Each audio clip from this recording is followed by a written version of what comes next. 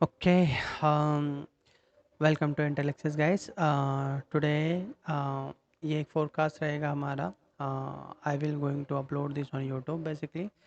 सो इसलिए मैंने आज लाइव फोरकास्ट नहीं रखा है। So let start with to discuss with no start discussing the economic update. हालांकि कोई बड़े अपडेट नहीं आए, छोटे छोटे 3 अपडेट आए थे। So let's discuss it first and then we will switch to the chart. Okay, so one by चलते हैं। ठीक है, तो इकोनॉमिक डाटा की अगर हम बात करें तो अभी हमारे पास इन्फ्लेशन का डाटा आया था। इन्फ्लेशन का डाटा आपको याद होगा, हमारे पास 4.87 से सीधा एग्जाम आया था 7.44 का। फिर उसके बाद में स्टेगनेट हो गया था, यानी कि 6.83 तक गया था। नाउ अभी जो रिसेंट डाटा है वो है 5.02। इट्स क्वाइट गुड, बेसिकली काफ़ी अच्छा डाटा है फ्रॉम हियर टू हियर। हालांकि ये भी थोड़ा सा अच्छा नहीं था क्योंकि यहाँ से यहाँ चला गया था, तो ये जो जंप जो चीज़ें थी अच्छी नहीं थी। खैर अभी यहाँ तक इस लेवल पे उसके आसपास ही है, so it's quite good basically. Manufacturing production का डाटा आया था जिसमें अच्छा खासा एक जंप आया है। 4.6 से लेकर 9.3, यानी कि काफ़ी अच्छा जंप आया है। ऑलमोस्ट 10% पे जा चुके हैं, मतलब ऑलमोस्ट नियर है। इसके साथ में जो इंडस्ट्रियल प्रोडक्शन है उसमें भी एक अच्छा जंप देखने को मिला। इसका रीज़न आप ये समझ सकते हो कि रिसेंटली एक फेस्टिवल सीज़न है, तो इनमें जंप नॉर्मली आता ही है इस टाइम के दौरान। फिर आता है एक जो छोटा सा जंप आया था पैसेंजर व्हीकल में, इसको लेने का, हालांकि ये चीज़ मैं ऑलरेडी डिस्कस कर चुका हूँ, बट इस टाइम पे इसको वापस डिस्कस कर रहा हूँ क्योंकि आई थिंक 12 अक्टूबर को, सॉरी नॉट 12, 17 या 18 तारीख को, 17 या 18 अक्टूबर को फिर से टोटल पैसेंजर व्हीकल का डेटा आएगा। ठीक है, तो वो काफ़ी इंटरेस्टिंग रहेगा। तो उसका इम्पैक्ट डायरेक्टली आप ऑन चार्ट देख सकते हो। अ, तो वो नोटेबल रहेगा और उस चीज़ को हम देखेंगे कि क्या रहता है। मेरा मानना है कि ऑलमोस्ट इससे थोड़ा सा ऊपर जाना चाहिए। अच्छा ज़्यादा ऊपर चला जाए तो वेरी गुड। चार्ट पर भी ऐसा दिख रहा है कि इसका कोई ख़ास इशू नहीं है, उसको साइडवेज रहना है। हालांकि ये चीज़ मैंने आपको चार्ट पे भी बताया था, बट लेट्स से किस तरह का डेटा आता है। एक एक्सपेक्टेशन है कि रिकॉर्ड तोड़ बिक्री होगी, बेसिकली सेल्स जो होंगी वे पैसेंजर व्हीकल की अच्छा खासा हो सकता है। ये प्रेडिक्शन है, क्योंकि कंपनियों ने भी, आपको याद होगा कि मैंने एक इससे पहले 2 या 3 सेशन पहले मैंने बोला था कि कोई कंपनी है, मैं कंपनी का नाम फिर भूल रहा हूँ, उसने स्टेटमेंट दिया था कि इस बार हम इस फेस्टिवल सीजन रिकॉर्ड तोड़ बिक्री करेंगे। ठीक है, और टाटा का भी स्टेटमेंट था कि वो भी अच्छी खासी बिक्री करेंगे। तो लेट्स सी क्या होता है, अ, फिर पता चलता है कि किस तरह की चीज़ें रहेगी। ना हो, ये तो था सिर्फ छोटा सा डेटा जो कि डिस्कस करना ज़रूरी था। अब हम बात करें अगर, तो चार्ट पे चलते हैं। चार्ट पे हम वन वन वन चीज़ें देखते हैं, और पहले हम सबसे पहले वो डिस्कस करेंगे जो कि हमने लास्ट टाइम डिस्कस किया था।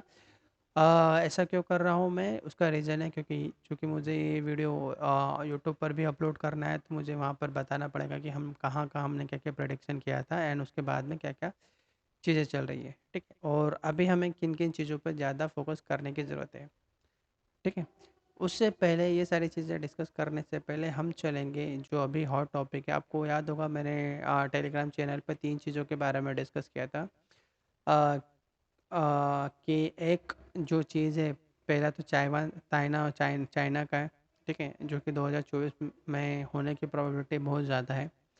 इसके अलावा जो 3 अभी चीज़ें चल रही है अराउंड द वर्ल्ड, पहला अज़रबैजान और आर्मेनिया का चल रहा है जो इशू है। ठीक है, लाखों लोग आर्मेनिया वाले हिस्से को छोड़कर अभी आर्मेनिया में शिफ्ट हो रहे हैं। ठीक है, इस चीज़ को अगर मैं चार्ट पे समझाऊँ तो ये यहाँ पर है। ये आर्मेनिया है। आर्मेनिया का ये क्लेम है कि ये इसका पार्ट है, अज़रबैजान इस पर, तो ये टोटल काइंड ऑफ हमारे लिए इसको ऐसा समझ सकते हो कि इंडिया पाकिस्तान है और ये कश्मीर है। ठीक है? इस तरह की चीज़ आप समझ सकते हो। इसके अलावा ये कुछ रेडेड एरिया एरिया है जो कि अज़रबैजान क्लेम करता है कि उसकी बाउंड्री उसकी उसका पार्ट है बेसिकली। खैर अभी हम उन सब चीज़ों पे नहीं जाते। तो अज़रबैजान और आर्मेनिया के बीच में जो इशू चल रहा है वो इस वाले लैंड को लेके चल रहा है और इसी का इशू है, जिसकी वजह से इनका जो काफ़ी टाइम से एक विवाद चल रहा है, काफ़ी फायरिंग और ये सब बहुत सारी चीज़ें हुई हैं। इंडिया ने अभी आर्मेनिया को सपोर्ट किया है। आपको याद होगा इंडिया और आर्मेनिया का एक प्रोजेक्ट चल रहा है बेसिकली। अभी जो ईमैक का जो प्रोजेक्ट था उस प्रोजेक्ट को अगर मैं छोड़ दूँ तो एक बड़ा प्रोजेक्ट है, जो चाबहार पोर्ट से होते हुए आर्मेनिया के रास्ते होते हुए, क्योंकि ये जो अभी जो G22 मीटिंग के बाद में जो प्रोजेक्ट अनाउंस हुआ था, जो ओमान से होते हुए सऊदी अरेबिया से होते हुए इसराइल से होते हुए ये पूरा यूरोप को कनेक्ट करेगा, इंडिया टू यूरोप, वो तो ठंडे बिस्तर पे था। मगर इससे पहले इंडिया के पास दो बड़े प्रोजेक्ट थे। पहला ये था कि ये वाले हिस्से से अगर इंडिया निकाल दे एक रास्ता जो तजिकिस्तान से होते हुए उज़्बेकिस्तान तक जाए और फिर यहाँ से हम पूरे रसिया को और इस वाले पार्ट को पूरा कैप्चर करके हुए हम तुर्की के सहारे या इधर यूक्रेन के रास्ते से हम पूरा यूरोप को कवर कर सके। तो ये कॉरिडोर भी इंडिया का प्रपोज था, बट ये पॉसिबल नहीं हो सका क्योंकि यहाँ पे इशू है, पाकिस्तान कभी भी रास्ता देने को तैयार ही नहीं था। नाउ उसके बाद में ये चाबार पोर्ट है, यहाँ से इंडिया का प्लान था कि जो कि अभी जिस पे अच्छा खासा काम भी हुआ है, ऐसा नहीं है कि काम नहीं हुआ है। तो यहाँ से होते आर्मेनिया, आर्मेनिया से कॉरिडोर जाएगा जो कि सीधे-सीधे जॉर्जिया और इनसे कनेक्टेड होते हुए यूक्रेन के बाद में बाकी के रास्तों से होते हुए यूरोप तक जाएगा। तो ये कॉरिडोर इंडिया का प्रपोज़ था जिस पे इंडिया काम भी कर रहा था। ठीक है? और ये काफ़ी लंबा प्रोजेक्ट है तो इसमें धीरे-धीरे डेवलपमेंट भी चल रहा है। बाद में प्रोजेक्ट आता है कि यहाँ से इंडिया से ये गल्फ़ कंट्री को कनेक्ट करते हुए, अरब कंट्री को ओमान से कनेक्ट करते हुए यहाँ से सीधे रेल रेल के थ्रू हम इज़राइल इज़राइल के थ्रू फिर डायरेक्टली यूरोप को कनेक्ट करेंगे। तो ये कॉरिडोर जो कि काफ़ी अच्छा भी है, इसको बनने में हालाँकि नो डाउट टाइम लगता है, बट ये काफ़ी इफ़ेक्टिव रहता है कंपेयर टू ये इस वाले रूट के, यानी कि चाबहार वाले जो रूट रहता, इससे काफ़ी इफ़ेक्ट रहता है। आप थोड़ा-सा अगर टाइमिंग की बात करें, ऐसा तो बहुत सारी चीज़ें यहाँ पे नोटेबल हैं इज़राइल और हमास का। वैसे तो यहाँ पे बहुत सारे छोटे-छोटे पॉइंट हैं जिसको समझना ज़रूरी है। इज़राइल हमास का अगर मैं थोड़ा-सा बर्ड आई व्यू से देखूँ ना, तो आपको समझ में आ गया कि बेसिकली ये चीज़ें भड़काने वाला खुद इज़राइल है। ठीक है? अ, इस इन चीज़ों को समझने के लिए के लिए आपको जानना पड़ेगा आज से डेढ़ 2 साल पहले वाला किस्सा, अगर आपको याद हो, जहाँ पे जेरूसलम और यहाँ पे पथराव हुआ था इस वाले में, जहाँ पे जेरूसलम में जो मस्जिद है वहाँ पर, क्योंकि इज़राइल की फोर्सेस मस्जिद के अंदर भी चले गए थे और बहुत सारे इश्यूज हुए थे और ये काफ़ी टॉपिक रहा था उस टाइम पर। और इस तरह की बातें की रही थी कि शायद इज़राइल का फिर से प्लान है फ़लस्तीन पर और अपने लैंड को कब्जाने का। बेसिकली अगर हम इज़राइल की बात करें तो 1946 में फ़लस्तीन ऐसा हुआ था, इज़राइल कुछ था ही नहीं बेसिकली। फिर एक युद्ध होता है, उसके बाद में 1947 में इस तरह का कुछ इज़राइल दिखता है। फिर एक और युद्ध होता है, इज़राइल कुछ इस तरह का हो जाता है। फिर एक 2012 में होता है तो इज़राइल कुछ इस तरह का हो जाता है। नाम अभी 2023 है, अभी इज़राइल, तो मुझे डाउट है जिसकी पॉसिबिलिटी भी बहुत ज़्यादा है कि ये जो ग्रीन वाला पार्ट है ये गायब हो जाएगा पैलेस्तीन से। ये जो ग्रीन वाला पार्ट है इसको पैलेस्तीन बोल सकते हो, पैलेस्टाइन बोल सकते हैं, पैलेस्तीन पैलेस्टाइन जो भी बोलना हो। तो ये वाला पार्ट पे भी डाउट है कि गायब हो जाएगा। ठीक है? अब ये आया कैसे, हुआ कैसे, ये एक अलग पॉलिटिकल इशू है। मैं इसमें चाहूँ तो बहुत सारा 1 डेढ़ घंटे का पूरा सेशन ले सकता हूँ, क्योंकि I did little bit research on it कि एक्चुअली क्या-क्या चीज़ें हैं, किस तरह से चला है। क्योंकि ये चीज़ें कोई ऐसा नहीं कि वन टाइम इवेंट है कि सडनली उनको है ना सपना आया और तो उन्होंने 5000 गोले सीधे इज़राइल पे दाग दी। उसने हमास ने जो किया गलत है। मैं इस चीज़ को नहीं कह रहा हूँ कि उन्होंने जो किया सही किया, बट मेरा मानना है कि सारी इवेंट जो होती है most of the time political influence होती है। अभी अरब अरब कंट्री हैं, अरब कंट्रियां इस मामले में ज़्यादा खुल के बात नहीं कर रही। अदरवाइज इतने इतने बार जितनी बार भी हुआ है ना, तो सभी अरब कंट्रियां साथ में खड़े हो गए थे। ठीक है। तो उस केस की अगर हम बात करें तो ये जो सारी चीज़ें अभी हो रही है तो अभी बहुत ज़्यादा हो रही है, क्योंकि इतने हिस्टोरिकली इतने लोग नहीं मरे थे इस पहले भी जो जितने भी बार ये अटैक हुए सब हुए उनमें इतने लोग नहीं मरे थे जितने अभी मर रहे हैं जो मासूम लोग हैं वहाँ पर, चाहे वो गाजा पे हो या चाहे इसराइल में हो। इन सब से कोई लेना देना ही नहीं है। देखो आप या मेरे जैसे लोग कभी इन सब चीज़ों पे ध्यान नहीं देते हैं। ठीक है, अगर आपको वोट डालना है वोट डाल दो, जो भी पॉलिटिकल पार्टी बनती है हम हमारी उनसे यही उम्मीद होती है कि आप हमें जॉब दे दो, इलेक्ट्रिसिटी दे दो, डेवलपमेंट दे दो, ये सारी चीज़ों की कोई भी है किसी भी देश का कोई भी नागरिक हो अपनी सरकार से यही चीज़ें चाहता है। मगर पॉलिटिकल्स क्या चाहते हैं कि वो हर बार बने रहे। अभी बेंजामिन नेतन्याहू पिछले 20 साल से यहाँ पे बने हुए हैं। अगर आपको बेंजामिन नेतन्याहू की एक स्टोरी पता हो तो आपको पता होना चाहिए कि इजराइल से एक अटैक हुआ था जहाँ पे कुछ साल पहले की बात है, मैं एग्जैक्ट तो भूल गया हूँ सन। बट इनका एरोप्लेन हाईजैक किया था। ठीक है, तो इसराइल ने उस एरोप्लेन जो हाईजैक किया था उसको पूरा जितने भी हॉस्टेज थे उन सबको अ, वापस अपनी कंट्री में लेके आए, और उस दौरान इनका एक भी बंदा नहीं मारा गया था। एक ही बंदा था जो मरा था, वो था बेंजामिन नेतन्याहू के बड़े भाई। ठीक है, जो कि उस टाइम पे उस टाइम में मिलिट्री में थे और उस पूरे प्रोजेक्ट को लीड कर रहे थे। तो उनकी डेथ हो गई थी। उनकी डेथ का फ़ायदा बेंजामिन नेतन्याहू को मिला और वो पॉलिटिक्स में आया। तब से बेंजामिन नेतन्याहू यहाँ पर प्राइम मिनिस्टर मतलब जो भी हैं वहाँ पे हायर पोस्ट पे बैठे हुए हैं। ठीक है, अभी बीच में हट गए थे मगर ये फिर से वापस आ चुके हैं। तो ऑलमोस्ट 20 साल से इजराइल पर वही बैठे हुए हैं। मैं पॉलिटिकल चीज़ों की बात कर रहा हूँ, क्या सही है क्या गलत की बात नहीं कर रहा हूँ। जो दिख रहा है मैं वो बात कर रहा हूँ। मुझे यहाँ पे कोई कमेंट नहीं देना कि क्या सही क्या गलत। मैं वो चीज़ें बता रहा हूँ जो एज है नो हमें जानना ज़रूरी है। एज अ ट्रेडर हमें जानना ज़रूरी है। अब आप बोल सकते हो कि ये चीज़ें हमारे किस काम की हैं। हमारे काम की हैं बेसिकली। अभी जो मार्केट में जो हड़बड़ाहट है, जो घबराहट है, उसका कारण यही चीज़ है। मार्केट क्या देख रहा है बेसिकली कि अभी अगर यहाँ पे ज़्यादा लोग मारे जाएंगे, जो कि हिस्टोरिकली ऐसा कभी हुआ नहीं है। अगर यहाँ पे बहुत ज़्यादा डेथ होगी ना तो क्या होगा कि जितने भी अरब कंट्रीज है ये सारे के सारे कूद पड़ेंगे। ठीक है, ईरान को डायरेक्टली हमास का सपोर्ट है। और ये हालांकि ये चीज़ न्यूज़ में आ चुकी है कि यूएस की जो सीक्रेट एजेंसी उन्होंने इस चीज़ को बोला भी है कि ये सारा का सारा ईरान के द्वारा किया है। देखो अगर यहाँ पे कॉरिडोर बनता तब भी ईरान को नुकसान होता, क्योंकि उसकी वजह से इस कॉरिडोर के बनने की वजह से ईरान को नुकसान होता, क्योंकि इंडिया का ईरान से वैसा कोई लेना देना है नहीं।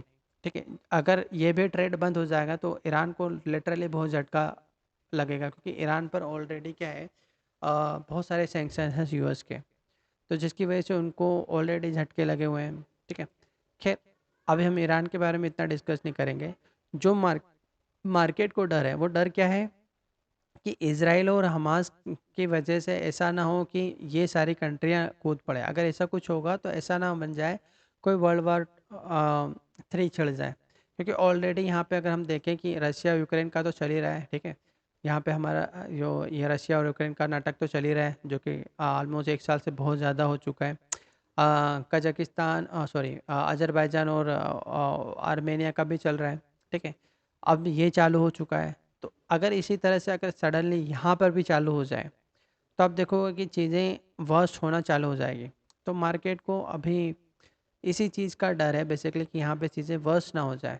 मेरा मानना है कि यहाँ पर ये जो भी चल रहा है, देखो अभी इसराइल का जो लेटेस्ट अपडेट है उसके अकॉर्डिंग मैं बात करूँ तो इसराइल ने सीधा सीधा बोल दिया कि गाज़ा या आधा गाज़ा खाली कर दो। मतलब आधा इसको 2 पार्ट में डिवाइड करके बोला कि यहाँ पे जितने भी लोग हैं, ठीक है, इस वाले पर्टिकुलर एरिया में आपको हट के यहाँ चला जाना है, क्योंकि यहाँ पर अब मिलिट्री अटैक करने वाले वो टैंक वैंक लेके जाएंगे, जो कि जा चुके हैं अंदर, वो घुस चुके हैं। ठीक है, यहाँ पे 2 चीज़ें हैं।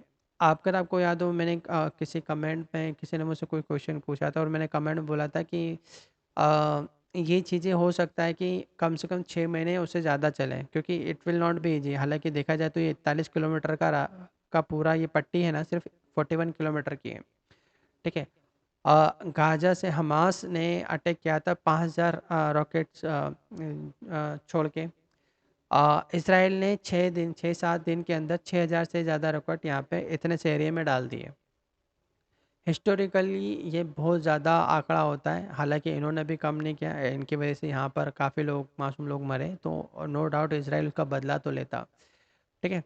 तो ये चीज़ें जो अब चल रही हैं, आप ऐसा कभी किसी कंट्री को नहीं बोल सकते कि तुम अपना आधा देश खाली कर दो। तो इस क्वाइट कम्प्लीटली डिफरेंट ना, मतलब आप किसी कंट्री को आप डायरेक्टली बोल दो कि भाई तुम अपना आधा देश खाली कर दो, है ना? वो इतना ईज़ी नहीं, और यहाँ पे लाखों लोग हैं, वो यहाँ से यहाँ मूव करेंगे और इसमें कई लोग मर जाएँगे। मतलब लिटरली ये चीज़ें वर्स्ट होने वाली हैं और धीरे-धीरे होती ही रहेगी, क्योंकि यहाँ यहाँ से इज़राइल की अगर हम बात करें तो इज़राइल से ही इलेक्ट्रिसिटी और वाटर ये सारी चीज़ें जाती थी। अभी यहाँ पे पूरा ब्लैकआउट हो चुका है, पानी बंद है इनका, सब कुछ बंद है, ठीक है? हमास की वजह से यहाँ पे जो बाकी के लोग थे उनको काफ़ी तकलीफ़ें हो रही है। देखो यहाँ पे हर एक इंसान तो उस टेररिस्ट ग्रुप में इन्वॉल्व होगा नहीं, ठीक है? मगर वो एक टेररिस्ट ग्रुप की वजह से बाकी के यहाँ पे जितने भी लोग हैं, जो वहाँ रह रहे हैं, जो वहाँ पे बिज़नेस कर रहे हैं, हमारे और आप जैसे लोग हैं, उनको तकलीफ़ हो रही है। हमास ने यहाँ पर तकलीफ़ दी, अब उसकी वजह से यहाँ पे तकलीफ़ें बढ़ेगी। आई डोंट नो कि ये चीज़ें कब तक चलेगी, कहाँ ख़त्म होगी, no one knows. One thing is very clear कि इज़राइल हमास को पूरी तरह से निपटा ज़रूर देगा। मतलब I think is going to be worst for Hamas. I think ये हमास का लास्ट रहेगा, जो भी रहेगा, क्योंकि अब इसमें जितना भी टाइम लगे, क्योंकि इस तरह की चीज़ें दोबारा ना हो, तो Israel will going to make sure कि हमास ना रहे, ठीक है? तो ये पूरा अगर ये कैप्चर कर लेते हैं, यानी कि पूरा गाज़ा ही ख़त्म हो जाएगा, तो बात ही ख़त्म हो जाएगी, Israel will going to be safe ना। फिर अभी यहाँ से जो लोग जा रहे हैं वो इजिप्ट की तरफ जा रहे हैं, ठीक है? यानी कि इजिप्ट का बॉर्डर है बेसिकली। तो ये कम्प्लीटली इजिप्ट है और इजिप्ट के बॉर्डर से जुड़ा हुआ है, तो अभी बहुत सारे लोग इजिप्ट की तरफ जा रहे हैं, क्योंकि अगर यहाँ पे चीज़ें इस तरह से चलेगी तो यहाँ पे, क्योंकि ये चूरा जो बॉर्डर है इसराइल ने पूरा सील पैक कर दिया है, तो यहाँ से कोई अंदर नहीं जा पा रहा है कि कोई भी अंदर चला जाए, भले वो यहाँ का गाज़ा का नागरिक ही क्यों ना हो, कोई भी अंदर नहीं जा पाएगा। तो जो भी जा रहे हैं यहाँ से होते हुए सीधे यहाँ जा रहे हैं, ठीक है? तो चीज़ें वर्स्ट होगी अगर, तो एक टेंशन वाली बात रहेगी, ठीक है? क्योंकि अगर ईरान अब खुल के चला गया, हालांकि ऐसा होगा नहीं, क्योंकि यूएस ने 2 यू नो एयरक्राफ्ट भेज रखे हैं बेसिकली, जो नेवी के होते हैं जिसमें एयरक्राफ्ट लैंडिंग होती है, वो यहाँ पे भेज रखे हैं। पहले एक भेजा था, अभी 2 भेज रखे हैं। ऐसा इसलिए करना पड़ा यूएस को, क्योंकि अगर इस इन 2 के बीच में जो भी चल रहा है, अगर ये बाकी सब यहाँ पे फैल गए, तो ये kind of world war situation बन सकती है। तो यूएस ने क्या किया, डायरेक्टली अपने एयरक्राफ्ट यहाँ पे भेज रखे हैं, नेवी वाले, ताकि बाकी लोग कोई ना कूदें, ठीक है? खैर, ये चीज़ हमारे लिए क्यों इम्पोर्टेंट है? हमारे लिए सिर्फ इतना इम्पोर्टेंट है कि एक चीज़ यहाँ चल रही है, एक चीज़ यहाँ चल रही है, आर्मेनिया और अज़रबैजान में एक चीज़ ऑलरेडी यहाँ चल रही है। एक चीज़ जो स्टार्ट हुई थी उसकी वजह से में फूड इन्फ्लेशन और बाकी की चीज़ों में इन्फ्लेशन बढ़ा था, ठीक है? और अगर इसी तरह से चीज़ें बढ़ी और अगर यहाँ पे कोई क्लैरिटी नहीं मिलती है मार्केट को, तो आप डेफ़िनेटली देखोगे कि पूरा वर्ल्ड मार्केट इस चीज़ को रिस्पॉन्ड बहुत बुरी तरीके से करेगा। क्योंकि अभी पूरा वर्ल्ड मार्केट ऐसी सिचुएशन में नहीं है। देखो, इन्फ्लेशन ऑलरेडी बढ़ा हुआ है, अगर ये चीज़ें वर्स्ट होना चालू हो गई और इसमें अगर ईरान कूद गया, तो आप यकीन मानो कि ये चीज़ें लंबी चलेगी, ठीक है? क्योंकि ये मान के चलो, Israel will be like Ukraine बन जाएगा यूएस के लिए। जैसे अभी यूक्रेन है, यूक्रेन को सपोर्ट कर रहा है, पैसे लगा रहा है, सब कुछ दे रहा है, वैसे इज़राइल है। तो ईरान और इज़राइल, इज़राइल की अगर हम बात करें तो ईरान काफ़ी छोटा है, फ़ोर्स के मामले में, सेना के मामले में, बाकी सारी चीज़ों के मामले में इज़राइल काफ़ी छोटा है कंपेयर टू ईरान। ईरान के पास ह्यूमन फोर्सेस भी ज़्यादा है, बहुत सारी चीज़ों में काफ़ी एडवांस है। अब तो उसके पास न्यूक्लियर पावर की भी उसने टेस्टिंग की है रिसेंटली। उन्होंने अभी मिसाइल की टेस्टिंग की थी, जिसका आई थिंक परसों मैंने न्यूज़ में देखा था। हाँ, परसों की बात है। कल, हाँ, कल या परसों की बात है। ईरान ने एक नई मिसाइल टेस्ट की है, जिसमें इन्होंने ये और एक क्या बोलते हैं इसको, मिलिट्री ड्रिल भी कंडक्ट किया था। और इसी दौरान इन्होंने मिसाइल भी टेस्ट किया और उसको बताया इन्होंने कि हम यहाँ से अगर चाहें तो इसराइल को पूरी तरह से बर्बाद कर सकते हैं। मतलब यहाँ से वो मिसाइल छोड़ेंगे और पूरा इसराइल ख़त्म हो सकता है। इस तरह की उन्होंने मिसाइल की टेस्टिंग भी की कि उन्होंने 10 ढाई हज़ार किलोमीटर के आसपास की रेंज वाली मिसाइलों को उन्होंने यू नो टेस्टिंग किया, जो कि काफ़ी पिन पॉइंट एक्यूरेसी से उन्होंने किया है।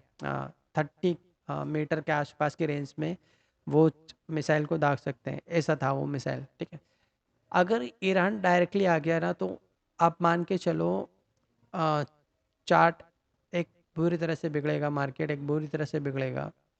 क्योंकि ये चीज़ें वर्स्ट होना चालू हो जाएगी। अभी हमें इतना टेंशन लेने की ज़रूरत नहीं है, क्योंकि अभी यहाँ पे यूएस बैठा हुआ है। ठीक है, तो क्वाइट पॉसिबल कि अदर कंट्री डायरेक्टली इन्वॉल्व नहीं होना चाहेगी। हाँ, ये अगर हो भी सकते हैं तो वो हमास को सपोर्ट कर सकते हैं, मगर हमास को सपोर्ट किया नहीं जा सकता, क्योंकि यहाँ पर गाज़ा पट्टी पे क्या हुआ है कि यहाँ पर किसी भी तरीके से अ, इस वाले रास्ते से तो कोई सपोर्ट कर नहीं सकता हमास को, इस वाले रास्ते से भी कोई सपोर्ट कर नहीं सकता। जो भी सपोर्ट मिल सकता है वो है इजिप्ट के थ्रू। इजिप्ट ने बोल रखा है कि हम उसको कोई सपोर्ट नहीं करेंगे। इजिप्ट ऐसे भी सपोर्ट नहीं कर सकता, क्योंकि हमास कोई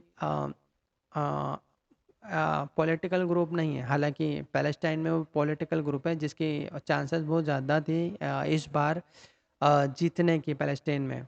ठीक है, क्योंकि एक था आई थिंक एक अब्बास है, या उसे आई डोंट नो, अब्बास है आई थिंक। और इनका यहाँ पे जिसको कि उन्होंने मार गिराया है ना, जो हमास का जो लीडर था उसको मार गिराया है, तो उनके जीतने की प्रोबेबिलिटी ज़्यादा थी इस बार जो चुनाव होने वाले थे। खैर, अभी वो तो गए ठंडे बिस्तर में। क्योंकि यहाँ पे जो पैलेस्टाइन में अभी जो बैठे हुए हैं करेंटली, उन्होंने इसको जो चुनाव होने वाले थे उसको अनिश्चित काल के लिए टाल दिया है, कि अभी कोई चुनाव होंगे ही नहीं, तो जब तक चुनाव नहीं होंगे तो वही बैठे रहेंगे। तो अब चूंकि ये ही ख़त्म हो चुका है तो वो तो गए, अब कोई चुनाव की ऐसे भी ज़रूरत नहीं है। ठीक है, तो द पॉइंट इज़ कि अभी अगर कोई सपोर्ट मिल सकता है तो हमास को यहाँ से मिल सकता है। तो ये कहने का मतलब ये है मेरा कि अगर ये जितनी जल्दी ख़त्म हो उतना ज़्यादा अच्छा है, नहीं तो ये चीज़ें लिटरली बहुत ख़राब होना चालू हो जाएगी। ठीक है, अब ये चीज़ क्या हमें चार्ट पे दिख रही है या नहीं, ये सारी चीज़ें हम वन बाय वन चार्ट पे भी डिस्कस करेंगे। मुझे उम्मीद है कि आप लोगों को इतना समझ में आया होगा कि एक्चुअल में मैं ये सारी चीज़ें, इतनी सारी बातें क्यों कर रहा हूँ और ये डिस्कस करना क्यों ज़रूरी है। हमारे लिए यहाँ सिर्फ इसराइल और हमास का मुद्दा नहीं, हमारे लिए अज़रबैजान ये भी चल रहा है, हमारे लिए यूक्रेन भी चल रहा है। तो हमारे लिए देखा देखा देखा जाए तो इन्फ्लेशन और बढ़ सकता है, अगर और कंट्री इसी तरह से करना चालू हो। आपको याद होगा मैंने यहाँ पे भी नाइजर का भी केस बताया था। ठीक है, क्योंकि ये कॉलोनी फ्रांस के डायरेक्ट ये कॉलोनी है, और यहाँ के लोग चाहते हैं कि ये फ्रांस से आज़ादी हो। जैसे कि हम आ, आ, अंग्रेज़ों के ग़ुलाम थे, वैसे आज भी नाइजर ग़ुलाम ही है, बेसिकली फ्रांस का एक कॉलोनी है बेसिकली। यहाँ से जितने भी रिसोर्सेज हैं, नेचुरल रिसोर्सेज है, यूरेनियम है, सारा जाता है फ्रांस को। आज फ्रांस में बहुत जितने भी इलेक्ट्रिसिटी प्रोड्यूस होती है उसमें जो यूरेनियम होता है वो नाइजर से जाता है। यहाँ पे नेचुरल रिसोर्सेज बहुत ज़्यादा है, ऑयल है, बहुत सारी चीज़ें, वो डायरेक्टली जाता है फ्रांस को। फ्रांस का डेवलपमेंट देखो और यहाँ का डेवलपमेंट देखो, आपको ज़मीन आसमान का फ़र्क मिलेगा। एक गांव की कंडीशन भी काफ़ी अच्छी मिलेगी आपको, मगर यहाँ पे जो कंडीशन है शहरों की, वो गांव से भी ज़्यादा बदतर है। बेसिकली यहाँ पर इन्होंने कुछ काम नहीं किया, बस यहाँ से खून चूसते रहे हैं फ्रांस वाले, और यहाँ पे कुछ नहीं किया है। तो आज यहाँ के लोग भी आज़ादी चाहते हैं, तो यहाँ भी चीज़ें गड़बड़ ही चल रही हैं। ये छोटी-छोटी चीज़ें कब ना बड़ा रूप ले लें पता नहीं चलेगा, तो हमें बहुत थोड़ा-सा सावधानी रखना है। हमें ध्यान ये नहीं रखना है कि यहाँ पे क्या चल रहा है बेसिकली। यहाँ जो चल रहा है इसकी वजह से और लोग ना कूद जाएँ, ठीक है? अगर आप मुझसे पूछोगे तो मेरा मानना है कि ऐसा कुछ नहीं होगा, क्योंकि पहले अगर हम बात करें कि ये ऐसा हुआ था तब भी कोई ज़्यादा कोई बड़ा हादसा नहीं हुआ था। 6 कंट्रियाँ को इज़राइल ने अकेले निपटाया था। ये इस वाले में कोई नहीं आया था, और अभी मुझे नहीं लगता कि अब कोई इतने नाटक होने वाले हैं, ठीक है? क्योंकि इज़राइल का सिंपल सा फंडा होता है, जो उसके खिलाफ जाता है वो ये नहीं देखते क्या सही क्या गलत। हमारे नागरिकों को मारा है तो वो उस चीज़ का बदला ज़रूर लेते हैं। तो उनके लिए बाकी की चिड़िया या कुछ मायने नहीं रखती कि कौन क्या सोच रहा है, कौन क्या कमेंट कर रहा है, कौन क्या बोल रहा है। They never going to bother on this. ठीक है। बट मेरा मानना है कि ये जो ग्रीन पार्ट है ये गायब हो जाएगा और ये इसराइल में मिल जाएगा। इसकी पॉसिबिलिटी बहुत बहुत ज़्यादा है, क्योंकि जिस तरह से इसराइल मूव चल रहा है वो ऐसा ही चल रहा है कि यहाँ से चीज़ें गायब कर देगा। यानी कि ये पार्ट है जो अब ग्रीन पार्ट, अब ये ग्रीन पार्ट नहीं रहेगा जो पैलेस्टाइन में है। अब ये सिंपल से ये सही इतना ही रह जाएगा। अ, अभी मेरे पास इस टॉपिक में ज़्यादा कुछ नहीं। अभी मैं बस इतना बोलूँगा कि हमें थोड़ा सा कॉशियस रहना पड़ेगा, क्योंकि जो चार्ट पे पैटर्न भी है वहाँ पे भी कुछ चीज़ें ऐसी ही हैं, तो हमें ध्यान रखना पड़ेगा। अब मैं सबसे पहले बैंक निफ्टी की बात करता हूँ, बाकी की चीज़ों में तो देखेंगे। आपको याद होगा कि ये हमने काइंड ऑफ टर्मिनल पैटर्न बनाया है, अभी भी उसमें कोई डेंट नहीं है, ये वैसे ही पैटर्न चल रहा है और ये 3-3 के फॉर्म में चल रहा है, जिसका कि ये लास्ट स्ट्रक्चर है और अब इस लास्ट स्ट्रक्चर में है। ये हमारा लॉन्ग टर्म वाला व्यू है। छोटे टाइम की बात करें तो आपको पता है कि ये वाला चीज़ हमारा फिनिश हो चुका है, जो कि 75 मिनट में, और उसके बाद में ये जो व्यू है ये आया था। उसके बाद में मैंने सिंपली कहा था आपको यहाँ 75 मिनट में कि यहाँ पे साइडवेज करेक्शन आते रहेंगे, बट जो ओवरऑल ट्रेंड है हमारा ऊपर की साइड रहेगा। अगर इनिशियली एसएल की बात करें तो जो एसएल मैंने जो पहले लगाया था, अभी भी मेरा एसएल वहीं पर है। या ये वाला, ये जो रेड लाइन लगाया था अभी भी एसएल वहीं पर है। तो इसके नीचे जाने पर भी हम ही हमारा व्यू चेंज करेंगे, अदरवाइज कोई व्यू चेंज नहीं है। तो ये कम्प्लीटली अभी व्यू 5 ही चल रहा है। ठीक है। इसमें चूँकि ये टर्मिनल है तो टर्मिनल का केस तभी कैंसल आउट होगा जब इस वाली लाइन के ऊपर चला जाए, नहीं तो after this you will see a very worst thing over here ना, इसमें चीज़ें ख़राब हो जाएगी फिर, और जो कि अच्छा नहीं होगा इस पर्टिकुलर चीज़ के लिए, मतलब इस पूरे सेक्टर के लिए, इस बैंकिंग सेक्टर के लिए रियली बहुत बुरा होगा अगर ये टर्मिनल का कंफर्मेशन मिल गया तो। हालांकि मुझे नहीं लगता कि होना चाहिए, but let's see how things going to be play over here. चीज़ें वन बाय डिस्कस करेंगे। अ, ये अपने आप में एक 3 का फॉर्म बना रहा है, जो कि ए है, ये बी है और ये सी के लिए ऊपर जा रहा है, और जो कि मेरा मानना है कि पॉसिबिलिटी बहुत कम है कि यहाँ से ऊपर जाए। इस दौरान ना निफ्टी का जो एक केस बनता है वो, अभी तो यहाँ से हम ऊपर जा रहे हैं। ठीक है। ओवरऑल मेरा मानना है कि एक शो बनेगा। अब एक शो बनेगा तो ये चीज़ें दिखाएगा कि यार इसके बाद में एक और करेक्शन आना चाहिए। अगर ये एक शो बनेगा तो ये मान के चलो कि ये करेक्शन काफ़ी टाइम तक ऐसे ही साइडवेज में चलेगा। अब जो चीज़ें यहाँ हमने डिस्कस की हैं कि ये चीज़ें वर्स्ट ना हो जाए और उसमें और कोई बड़ा डेंट ना पड़े, तो निफ्टी के चार्ट में तभी हो सकता है जब ये वेव 5 अपने आप में कोई ऐसा गंदा सा पैटर्न के फॉर्म में ना बना दे। लेकिन अगर वो बनाता है तो उसका कंफर्मेशन भी मिलेगा। उसका कंफर्मेशन अभी नहीं मिलेगा, उसका कंफर्मेशन मिलेगा उसके पूरे स्ट्रक्चर के बाद में। अभी का स्ट्रक्चर अगर मैं बोलूँ तो ऐसा कुछ नहीं है। सिंपल सा 75 मिनट के चार्ट की बात करें तो हमारा पैटर्न यहाँ पे ख़त्म हुआ था, जो कि मैंने आपको इस वाली लाइन को ड्रॉ कर, जब यहाँ इस वाले कैंडल पे थे तब मैंने आपको ये जीरो बी ट्रेड लाइन बना के बता दिया था कि यहाँ पर टर्मिनल बनेगा। ये वो टर्मिनल का स्ट्रक्चर है जो कि यहाँ जाके फिनिश हुआ, और उसके बाद में गैप अप आया जो कि हमारा व्यू ए था। और फिर यहाँ पे मैंने कहा था कि यहाँ से ये कभी भी व्यू बी के लिए जा सकता है, यानी कि यहाँ पे एक साइडवेज करेक्शन आएगा and then it will go again up, क्योंकि ये अपने आप में एक करेक्टिव फॉर्म रहेगा। मोस्ट प्रोबेबली ये यहाँ तक आके फिर से नीचे आना स्टार्ट करेगा। बट लेट्स सी, पहले हमारे लिए ये जानना ज़रूरी है कि यहाँ पर ये क्या स्ट्रक्चर बनाएगा। देखो, अगर मैं अभी की सिचुएशन की बात करूँ तो this is a wave of B, ये बी वेव ऑफ बी है, यानी कि ये मेरे लिए ए वेव है। ठीक है। क्योंकि ये जो भी ऊपर जा रहा है ये ए वेव रहेगा। ये मेरा बी वेव का ए वेव है, ये वाला, ये मेरा बी वेव है। तो जब रूल लगाओगे तो समझ जाओगे कि काइंड ऑफ ट्रायंगुलर पैटर्न बनेगा। ठीक है। एक केस, दूसरा केस ये बन सकता है कि ये वेव बी अपने आप में स्ट्रांग बन जाए, यानी कि ए, ये बी और ये सी, ये ऐसा भी कर सकता है। ठीक है। क्यों? क्योंकि अभी ये जो वेव भी है ये फिनिश नहीं हुआ है, तो अभी हम यहाँ पे दो केस लेके चल सकते हैं। ठीक है। तो पहला केस कौन सा हो जाएगा कि यहाँ पर ये ऐसे ही साइडवेज करेक्शन करेगा, जो कि काइंड ऑफ ट्रेंगुलर पैटर्न बनेगा, जो कि यहाँ पे साफ दिख रहा है कि ये ट्रेंगुलर पैटर्न बन सकता है अगर ये वेव भी यहाँ फिनिश का सिग्नल दे देता है तो। और ऐसा नहीं करता है तो इसका मतलब व्यू भी थोड़ा और स्ट्रांग हो जाएगा। अगर ऐसा करता है तो डेफिनेटली ये काइंड ऑफ एक स्ट्रांग बी के साथ में फ्लैट बनाएगा। तो वेव भी अपने आप में फ्लैट बनेगा and then it will go up. ठीक है, तब हम डिसाइड करेंगे कि अगर ये वेव भी स्ट्रॉन्ग बनता है तो उस केस में पॉसिबिलिटी हो जाएगी कि इस वाले हाई के ऊपर एक बार ये जाए। ठीक है, उस वाले केस में। ठीक है, मैं हटा देता हूँ ये सारी चीज़ें। ठीक है, ये दो केस है। बाकी यहाँ पर अभी के हिसाब से मैं बात करूँ कुछ दिनों की, तो यहाँ पे थोड़ा सा साइडवेज मूवमेंट आएगा क्योंकि ये 75 मिनट का चार्ट मैं देख रहा हूँ। एंड उसके बाद में वापस हम ऊपर चलना स्टार्ट कर देंगे। ठीक है, अब इसके लिए अगर एस की बात करें तो हाल फिलहाल में ये एस है। अगर शार्पली इसके नीचे चला गया तभी चीज़ें या जो है वो हम अपडेट करेंगे, मार्किंग अपडेट करेंगे या बहुत सारी चीज़ें वो अपडेट करेंगे, हमारा व्यू अपडेट करेंगे। बट ये एस रहेगा हाल फिलहाल में। ठीक है, ये थोड़ा दूर है मगर हाँ, चूँकि ये बिगनिंग है तो बिगनिंग वाला एसएल ही हम यहाँ पे लगा के चलेंगे। ठीक है, निफ्टी में ऐसा कोई बड़ा चेंज नहीं है बट आने वाले टाइम पे चीज़ें वर्स्ट हो सकती हैं, जो कि मैंने यहाँ पर आपको दिखाया भी है चार्ट या मैप पर कि क्या क्या चीज़ें हो सकती हैं। तो हमें बस उसी को ध्यान में रखते हुए यहाँ पर चीज़ों या जो पैटर्न बन रहा है उस पर फोकस करना है। ठीक है, फिर इसके बाद में आता है बाकी के सेक्टर।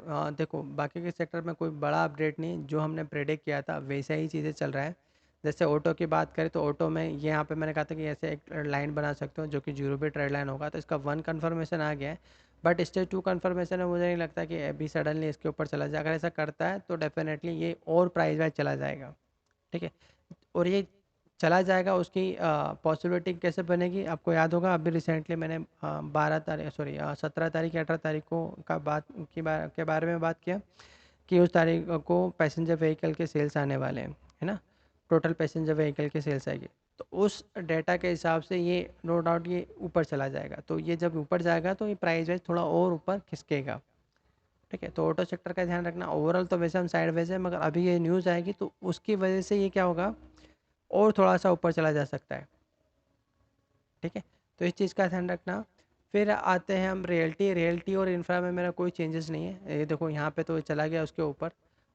इंफ्रा में भी जा चुका है क्योंकि यहाँ पे भी स्टेज 2 का कंफर्मेशन आ गया था। अभी भी ये ऊपर ही रहेगा और इस हाई के ऊपर जाएगा, नया लाइफ टाइम फिर से नया हाई हाई क्रिएट करेगा। तो अभी यहाँ पर कोई इशू नहीं है। ये जो पैटर्न बनना स्टार्ट किया है ना इसने, हमें इस वाले पैटर्न पे ध्यान देना है। बाकी यहाँ पर कोई ऐसा डेंट नहीं है, कोई ऐसा इशू नहीं है इंफ्रा और रियल्टी में। तो इंफ्रा और रियल्टी में भी हम बुलिश ही हैं इस वाले स्ट्रक्चर के अकॉर्डिंगली। एनर्जी की बात करें तो एनर्जी में हमने साफ कहा था कि यहाँ पे ये लाइन बनी है जीरो पे ट्रेड लाइन, इसका 1 आ चुका है, 2 अभी आएगा। अगर इसके ऊपर जाएगा तो ही ये ऊपर जाएगा, नहीं तो ये क्या करेगा यहाँ पे करेक्टिव फॉर्म में फिर से थोड़ा सा साइड में जाएगा। मेरा मानना है कि ये ऊपर निकाल देगा क्योंकि इसको ऊपर ही जाना है। आके करेक्शन करेगा भी ना तो इस वाले लाइन के पास में जाकर या इससे ऊपर जाकर थोड़ा बहुत करेक्शन कर सकता है 1-2 दिन का, एंड देन फिर ये वापस ऊपर चलना स्टार्ट हो जाएगा क्योंकि अभी इसको प्राइस वाइज ऊपर जाना है। ठीक है, क्योंकि ये पूरा स्ट्रक्चर जो है, इस स्ट्रक्चर ये मार्किंग पे मत जाना। ठीक है, आपको पता है मैं मार्किंग पे यहाँ पे ध्यान नहीं देता हूँ। तो इस पूरे स्ट्रक्चर के अकॉर्डिंग जैसे ही इसके ऊपर गया ना तो आराम से ये काफ़ी इस वाले हाई के यानी कि जो लाइफ टाइम में बना है उसके आसपास तक ये आराम से जाएगा। फिर जहाँ तक ये जैसे जाएगा किस स्ट्रक्चर में जाता है फिर उसके अकॉर्डिंग डिस्कस करेंगे हम कि क्या ये लाइफ टाइम हाई के ऊपर जाएगा या नहीं। बट अभी के हिसाब से अगर मैं बात करूँ तो ये आराम से यहाँ तक आ सकता है। नो डाउट ये टाइम कंज्यूमिंग होगा मगर ये आ सकता है निफ्टी एनर्जी। ठीक है, आईटी की बात करें तो आईटी में मैंने कहा था हम इस वाले कैंडल पे थे यहाँ पे, और मैंने कहा था कि यहाँ से इसको नीचे आना क्योंकि ये काइंड ऑफ ट्रेंगुलर पैटर्न है और मेरा यहाँ पे माना था कि प्राइस में हम ज़्यादा नीचे नहीं आएंगे। बट ये थोड़ा ज़्यादा नीचे आया भी मगर वापस ऊपर चला गया। अब ये जो नीचे आया ना ज़्यादा प्राइस वाइज, जिसकी कि हमें उम्मीद नहीं थी, हमारे को मालूम था कि भाई ये नीचे तो आएगा, ये तो पक्का था, मगर ये प्राइस वाइज जो थोड़ा सा ज़्यादा नीचे आ गया ना, ये ठीक नहीं किया इसने। अभी ये चीज़ बता रही है कि ये पूरा स्ट्रक्चर को फिनिश करने में यहाँ पर ये थोड़ा सा साइडवेज करेक्शन को बढ़ाएगा।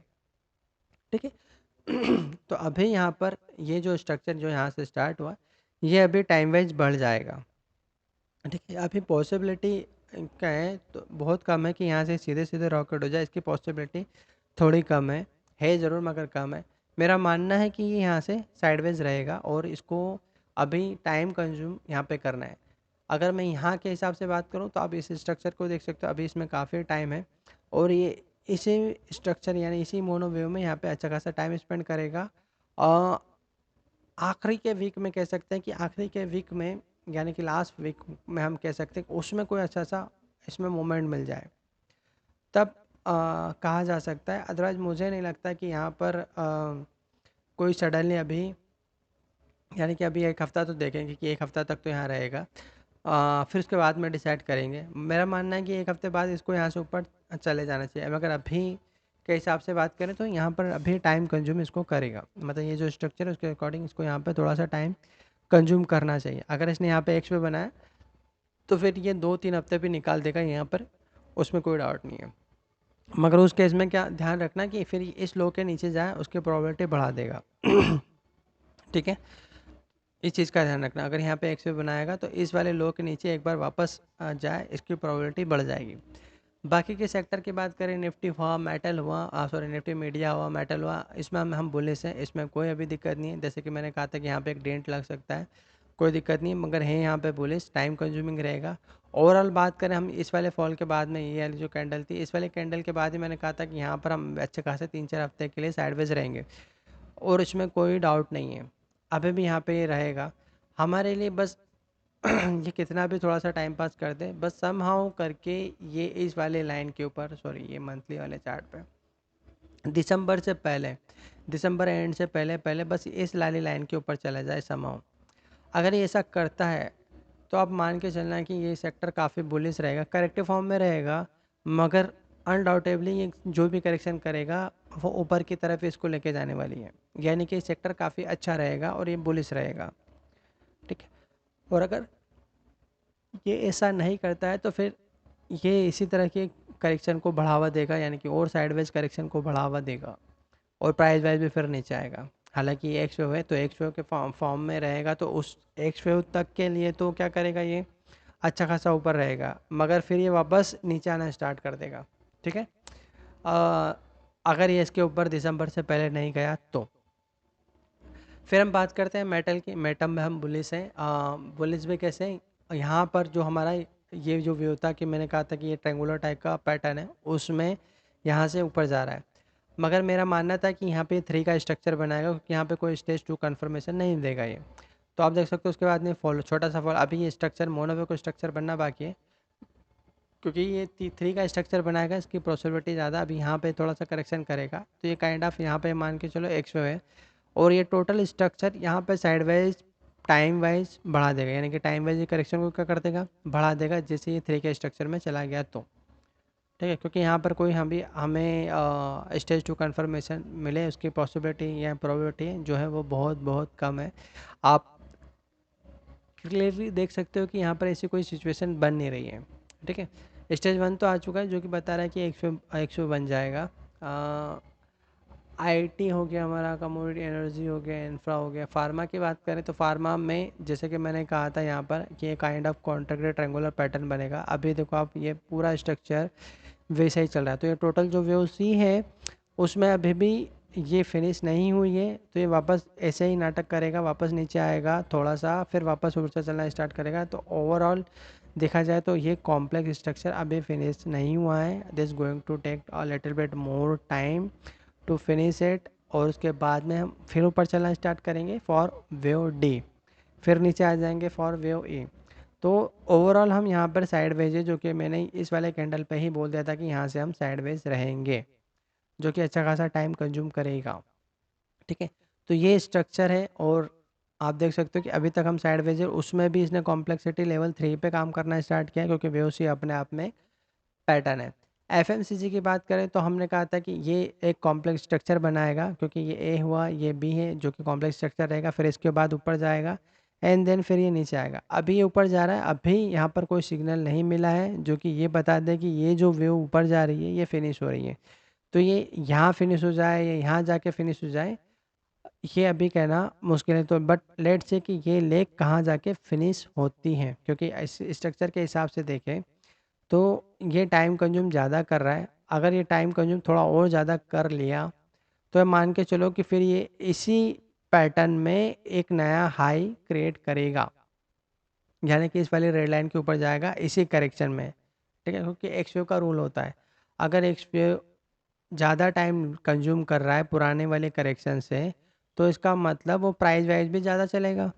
तो क्या होगा यहाँ पर, ये ऊपर की ओर चला जाएगा प्राइस वाइज, यानी जितना प्राइस इस वाले करेक्शन को लगा है उससे ज़्यादा प्राइस वाइज ये चला जाएगा, क्योंकि अगर टाइम वाइज चला गया तो ठीक है। जो कि आप देख सकते हो कि हाँ यहाँ पर टाइम कंज्यूम तो करेगा, अगर नहीं पलटा तो जाहिर सी बात है टाइम कंज्यूम करेगा, ज़्यादा टाइम कंज्यूम कर लिया तो डेफिनेटली एक बार इस वाले हाई के ऊपर ये ज़रूर जाएगा। ठीक है, बाकी का मुझे नहीं लगता कि ऐसा कुछ खास है जहाँ पर डिस्कस करना चाहिए। एक चीज़ में ध्यान देना है, गोल्ड में और ऑयल में जो उछाल आया है ये हमास और इन सब की वजह से आया है, इसराइल, क्योंकि इसराइल ने सिंपल सा स्टेटमेंट दे दिया था कि आप आधा गाजा खाली कर दो, गाजा पट्टी खाली हो जाएगी आधा, तो ये जो कि वर्ल्ड वॉर 3 टाइप का सिचुएशन लोगों के माइंड में आना चालू हो जाता है, क्योंकि अगर बाकी के लोग अरब ममालिक, अगर अरब देश कंट्रीज भी इसमें इन्वॉल्व हो गए तो this going to be worst है। ठीक है, क्योंकि ऑलरेडी कुछ ऐसे युद्ध चल रहे हैं जो कि काफ़ी टाइम से चल रहे हैं। अजरबैजान और आर्मेनिया का चल रहा है, काफ़ी टाइम से चल रहा है, उससे पहले हमारे पास यूक्रेन का काफ़ी टाइम से चल रहा है। अगर ये भी इसराइल वाला चालू हो गया और बाकी लोग भी इसमें इंक्लूड हो गए तो ये चीज़ें आ, और ज़्यादा वर्स्ट हो जाएगी। ठीक है, लास्ट टाइम जब मैं आया था तो मैंने ऐसे लगा था, अब ऊपर की साइड का क्यों लगाया था ऊपर की साइड, क्योंकि यहाँ से हम थे तो बुलिस, हमारा व्यू तो था बुलिस का, मगर हमारा मानना था ये वाला स्ट्रक्चर कि काइंड ऑफ एक ट्रायंगुलर टाइप का पैटर्न है, तो जिसका इसका व्यू बी का ओवरलैप और ये व्यू डी का ओवरलैप तो होना कंपलसरी है, ये वापस पलट के नीचे आएगा। ठीक है, अगर आप देखते हो कि यहाँ पर ये थोड़ा सा करेक्शन करना स्टार्ट कर देता है, फिर भले ही ऊपर चला जाए हमें कोई मतलब नहीं, क्योंकि वेव डी अपने आप में कॉम्प्लेक्स बना देगा, वो चलेगा, जो कि जिसकी की प्रॉबिलिटी यहाँ पे दिख भी रही है। ठीक है, मगर फिर भी हमने फॉर द सेफर साइड एक ऐसे लगा के रखा था, वो था ये वाला कि अगर ये इसी चाल में थ्रस्ट के साथ काटता हुआ इसके ऊपर चला गया तब चीज़ें अलग हो जाएगी, तब ये इस वाले हाई के ऊपर भी जाएगा और थोड़ा और मतलब मैं कहूँ कि एक नया ही डायरेक्शन में चला जाएगा, क्योंकि ये चीज़ें कंफर्म कर देगी कि बाकी की चीज़ों में इन्वेस्ट करना, इक्विटी या मार्केट में इन्वेस्ट करना रिस्की है। तो लोग अनडाउटेबली ऑयल के प्राइसेस तो बढ़ेंगे बढ़ेंगे और अनडाउटेडली वो मेटल यानी कि कमोडिटीज़ में इन्वेस्ट करना स्टार्ट कर देंगे, तो गोल्ड एक सेफ जोन माना जाएगा। इसलिए सडनली इतना बड़ा उछाल आपने यहाँ देखा। ठीक है, तो गोल्ड में जंप आया, उसी का रीज़न यही था क्योंकि इसराइल का स्टेटमेंट ठीक नहीं था। सिल्वर में, ऑयल में, सब का जो जंप आया इसका इम्पैक्ट मंडे को हमारे मार्केट में ज़रूर आएगा, जो कि अभी हम यहाँ पर डिस्कस कर ही चुके हैं कि निफ्टी में ये करेक्शन चल रहा है 75 मिनट के चार्ट पर, ये वाला, जो कि अपने आप में कॉम्प्लेक्स पैटर्न रहेगा। ठीक है, तो ये प्राइस वाइज हो सकता है थोड़ा बहुत नीचे आ जाए, अभी के लिए मेरा एसएल ये यहाँ पर रहेगा, क्योंकि ना ये वाला रहेगा, ये वाला एसएल, क्योंकि ये बिगनिंग है। मुझे नहीं लगता है प्राइस वाइज ज़्यादा नीचे आएगा, बट हाँ ये घबराहट जरूर पैदा करेगा, गैप डाउन हो जाएगा, फिर ऊपर चला जाएगा, फिर धीरे धीरे धीरे करके नीचे आएगा, तो ये पैनिक लोगों के दिलो दिमाग में ज़रूर क्रिएट करेगा to not not invest right now और ईयर। बट मुझे नहीं लगता कि चीज़ें इतनी ज़्यादा वर्स्ट रहेगी हमारे लिए, क्योंकि हमारे पास बहुत सारी चीज़ें का सपोर्ट है। एक तो हमारा जो एस आई पी का जो फंड है वो भी अच्छा खासा 16,000 करोड़ के ऊपर जा चुका है, जो कि लिटरली काफ़ी क्वाइट गुड है। इसके अलावा जो बाकी को जो इकोनॉमिक डाटा है हमारा वो भी काफ़ी क्वाइट गुड है बेसिकली। तो सडनली बहुत ज़्यादा फॉल आ जाए इन सब चीज़ों की वजह से, उसकी अभी मुझे कोई उम्मीद नहीं, और स्ट्रक्चर भी वैसा कोई दिख नहीं रहा है, फिर भी ऐसे हमने लगा के रखा हुआ है यहाँ से बुलिश, बट ये यहाँ पे अभी हमारा एक करेक्शन रहेगा। ठीक है, बाकी की चीज़ों में ऐसा कुछ नहीं है जो मुझे डिस्कस करना है, बस मुझे यही चीज़ें थोड़ा सा डिटेल में डिस्कस करना ज़रूरी था, ताकि आपको एक ओवरऑल चीज़ें पता रहे। हमें ध्यान ये नहीं देना है कि एक्चुअल में यहाँ पे क्या नाटक चल रहा है, कैसे चल रहा है। हमें ध्यान देना ये ज़रूरी है कि इस वाले नाटक नौटंकी में कोई और ना आ जाए। अभी जब तक बाकी के लोग देख रहे हैं, देखने दो, कोई दिक्कत नहीं है, मगर इस नाटक में कोई बोले कि मुझे भी ये प्ले करना है, तो वो प्ले करने के चक्कर में बाकी कंट्री की लग सकती है वाट अच्छे से। ठीक है, क्योंकि इन्फ्लेशन बढ़ेगा, बहुत सारी चीज़ें ख़राब होना चालू हो जाएगी, और शायद मार्केट ने इसी चीज़ का प्रेडिक्शन किया है, जिसकी वजह से ऑयल और गोल्ड के प्राइस सडनली इतना शूटअप हुए थे। सडनली आप देख सकते हो कितना सॉलिड तरीके से मूव आया, उसका रीज़न ही यही है। ठीक है, अगर ये और अगर मंडे तक चीज़ें वर्स्ट होती हैं ठीक है। और ऐसा कोई न्यूज़ आता है कि काफ़ी सारे लोग मर चुके हैं, मतलब काफ़ी बेगुनाहों की मौत हुई है इजराइल और इन सब की वजह से, हमास की वजह से, तो चीज़ें और वर्स्ट होगी और ये कमोडिटी जो रहेगा हमारा वो काफ़ी बुलिश हो जाएगा फिर यहाँ से। ठीक है। बट सी लेट्स सी किस तरह से चीज़ें चलती हैं, किस तरह की चीज़ें अनफोल्ड होती हैं। अभी के हिसाब से बात करें तो हमें थोड़ा-सा कॉशियस रहना होगा। जो कि हमारा चार्ट भी दिखा रहा है, सडनली उस पे कोई इतना बड़ा इम्पैक्ट नहीं आएगा। बट अगर ये चीज़ें धीरे-धीरे डिस्क्लोज़ होना चालू हो गई तो हमारे पास स्ट्रक्चर बड़े टाइम फ्रेम में तो बन रहा है, जैसे कि बैंक निफ्टी पे बन रहा है, वैसा ही कोई स्ट्रक्चर हमारा निफ्टी में भी बन सकता है। ठीक है? तो जो चीज़ हम एक्स बोल रहे हैं, वो एक्स ना बनते हुए कोई वैसा ही भलता पैटर्न बन जाए, तो उसकी भी पॉसिबिलिटी है फिर। बट अभी मैं कहूँगा उसकी पॉसिबिलिटी मान के कम चलो, और जो एक्चुअल जो मैं मान रहा हूँ निफ्टी में, उसकी पॉसिबिलिटी थोड़ी-सी मुझे लगती है कि ज़्यादा है। बट लेट्स सी, सडनली इस तरह की चीज़ें होगी अगर, तो फिर we have to change our view, जो कि चार्ट पे वैसे तो दिख जाएगा। अभी हम हैं बुलिश, बट थोड़ा-सा करेक्टिव साइड में रहेंगे ओवरऑल। बाकी जहाँ जो मेरा व्यू है उसमें कोई चेंज नहीं आया है। हाँ, ये हो सकता है कि इन सब चीज़ों की वजह से थोड़ा-सा करेक्शन का टाइम वाइज़ बढ़ सकता है। बाकी जो व्यू है मेरा हर सेक्टर में, हर इंडेक्स में, वो वैसा ही है जैसा कि पहला था। So all the best guys. ये छोटी सी चीज़ें थी जो मुझे डिस्कस करना था। If you like the video please comment on it, और you can also subscribe the channel. और हाँ, इस वीडियो को लाइक कर सकते हो, इसको शेयर कर सकते हो आप। और आपको लगता है कि फोरकास्टिंग सर्विस आपको काफ़ी कुछ सिखा सकती है, तो आप मेरी वेबसाइट पे जा सकते हो intelexis.com। वहाँ जाके आप सर्विसेज में जाना, और सर्विसेज में फोरकास्टिंग सर्विसेज मिलेंगी आपको, और आप वहाँ पे जाके सब्सक्राइब कर सकते हो। ये लर्निंग पर्पस से सेशंस होती हैं मेरी, जहाँ पे मैं हर चार्ट को डिटेल में समझाता हूँ कि क्या पैटर्न बन रहा है, किस स्ट्रक्चर से बन रहा है। ये सारी चीज़ें लाइव चार्ट में होती हैं।